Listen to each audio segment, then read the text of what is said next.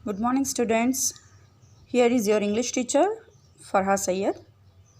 मैंने आपको जो प्रीवियस वीडियोस जो सेंड की थी वो वीडियोस जो थी वो सिर्फ आपके लिए रिवीजन के लिए थी, लेकिन आपको जो एग्ज़ाम्स के लिए स्टडी करना है और जो करंट में बुक चल रही है वो ये वाली बुक है। तो this is the book for class 7। I am going to explain the first lesson exploring symbols. Activity 1। Rabindranath Tagore was born in Calcutta in 1861. He is the poet who wrote India's national anthem. तो रविंद्रनाथ टैगोर जो थे वो कलकत्ता में born हुए थे। उनका born कौन से ईयर में हुआ था? 1861 में। और वो पोएट थे, पोएम लिखते थे, और उन्होंने जो पोएम लिखी he is the poet who wrote, और वो वही पोएट हैं जिन्होंने इंडिया का नेशनल एंथम भी लिखा है। And he won the Nobel prize in literature in 1913, और 1913 में उनको नोबल प्राइज़ लिटरेचर में भी मिला। Tagore started to write poetry when he was only 8 years old and he published his first poem when he was only 16। तो टैगोर जो थे वो जब 8 years के थे, जब से उन्होंने स्टोरीज पोएम्स लिखना स्टार्ट कर दिया, पोएट्री लिखना, और उसके बाद में जब वो 16 years के हुए तब पहली जो पोएम थी, उनकी फर्स्ट पोएम जो थी वो पब्लिश की उन्होंने। वो पोएम जो थी वो बुक्स के अंदर आने लगी, मार्केट में आने लगी। For this Tagore did not use his real name, he used a pen name. तो इसके लिए टैगोर जो हैं वो उन्होंने पेन नेम यूज़ किया, उसके बदले उन्होंने अपना खुद का नेम यूज़ नहीं किया। पेन नेम मीन्स कि कोई भी राइटर जो होते हैं, पोएट्री लिखने वाले जो भी, वो अपना रियल नेम नहीं यूज़ करते, उसकी जगह पे वो लोग पेन नेम भी यूज़ करते हैं। मीन्स दूसरा नाम, अपना नाम नहीं देना, लेकिन दूसरे नाम रख देना उस चीज़ का।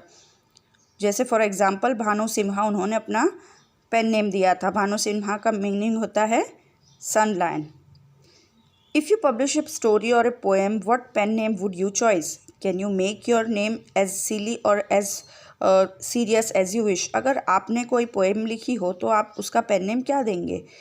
या फिर कोई ऐसा सिली यानी कोई मजाकी नेम, या फिर कोई ऐसा सीरियस नेम, जो भी नेम आपको देना है तो आपकी मर्ज़ी। यहाँ पे आप वो मेंशन कर सकते हो, बॉक्स दिया गया है यहाँ पे नीचे देखिए।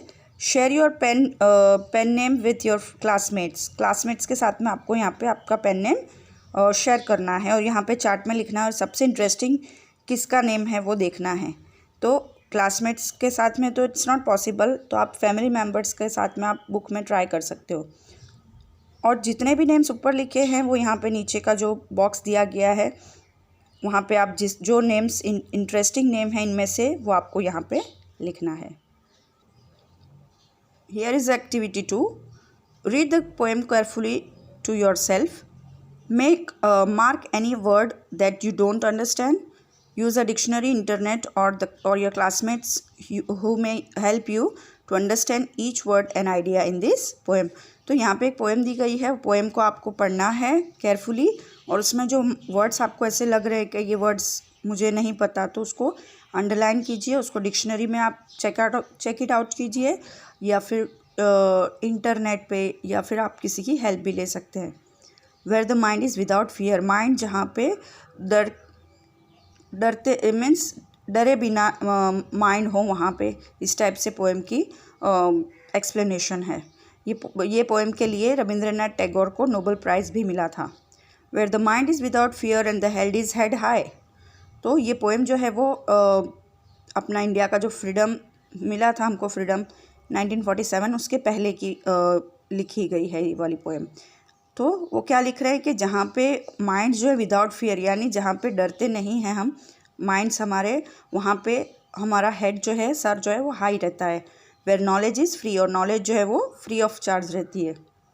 Where the world has not broken up into fragments by narrow domestic walls, और जहाँ पे वर्ल्ड जो है उसकी वॉल्स जो है डोमेस्टिक वॉल्स, यानी डोमेस्टिक यानी रिलेटेड टू फैमिली अफेयर्स। तो डोमेस्टिक वॉल्स जो है वो broken up into fragments means many pieces में ब्रोकन हो जाना किसी भी चीज़ का।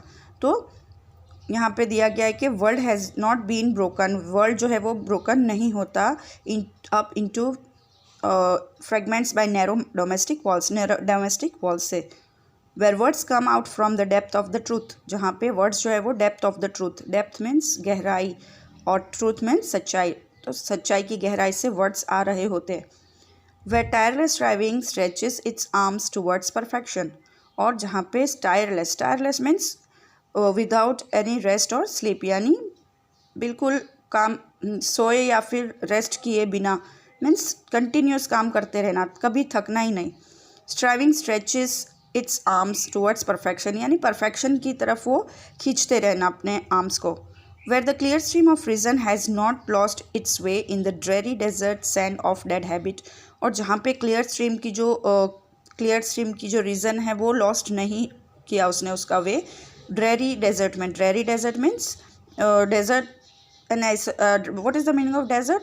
एन आइसोलेटेड एरिया और लैंड, या फिर कोई ऐसी जगह जहाँ पे पानी सालों तक ना आया हो इस टाइप से, और सैंड हो उस एरिया में। And sand of dead habit, और सैंड जो है वो कैसा हो? डेड हैबिट्स का हो। Where the mind is led forward by thee into ever widening thought and action, और जहाँ पे माइंड जो है वो फॉरवर्ड हुआ हो by the ever widening means बड़ी बड़ी सोचों से और एक्शन से।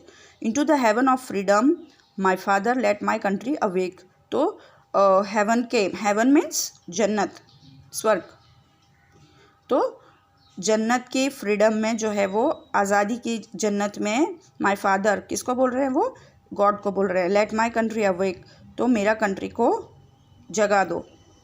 Written by Rabindranath Tagore. यहाँ पे आपको वर्ड्स दिए गए हैं ए और बी में, मीनिंग्स के साथ में आपको उसको मैच करना है। The first one is fragments. What is the meaning of fragments children?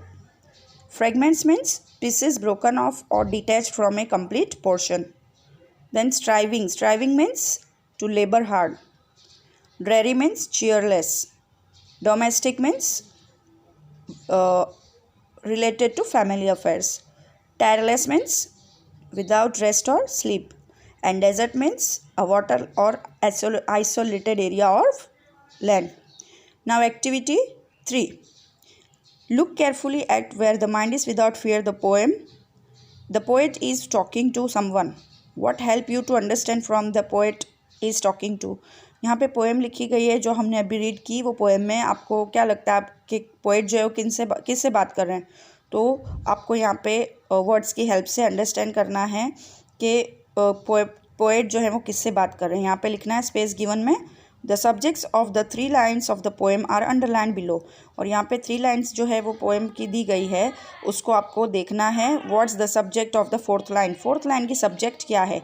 So children till then keep watching, stay home, stay safe, good bye.